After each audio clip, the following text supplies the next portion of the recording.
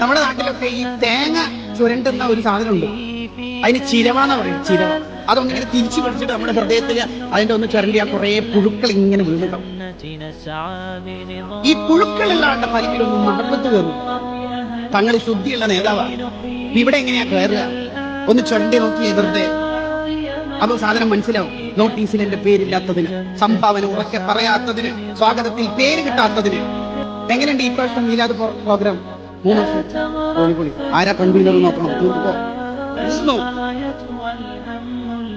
ഇവിടെയാണ് നമ്മൾ മഹബത്ത് വാദിച്ചുകൊണ്ടിരിക്കുന്നത്.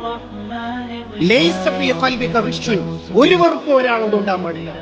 നീ അയാൾക്ക് പൊരുത്തപ്പെട്ടുണ്ടോ? ഇല്ല. എന്താ? ഇൻഷാ അല്ലാഹ് അള്ളാഹുവിന്റെ അടുത്ത് കാണിച്ചു കൊടുക്കാം. ഇവനാണ് പ്രൈവറ്റ് സെക്രട്ടറി അല്ലേ, കാണിച്ചു കൊടുക്കാം.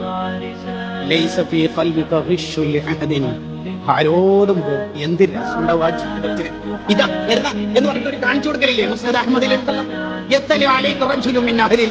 ആ കവാടത്തിലൂടെ തന്നെ സ്വർഗ്ഗത്തിലാണ്. ആകാംക്ഷയോടെ കാത്തുന്നു. 3 ദിവസവും വന്നത് സയ്യിദുനാ സഅദ് ഇബ്നു അബി വഖാസ്. എന്താ സ്വഹാബിയുടെ പ്രത്യേകത? ആരോടും വെറുപ്പില്ല, ആരോടും വെറുപ്പില്ല.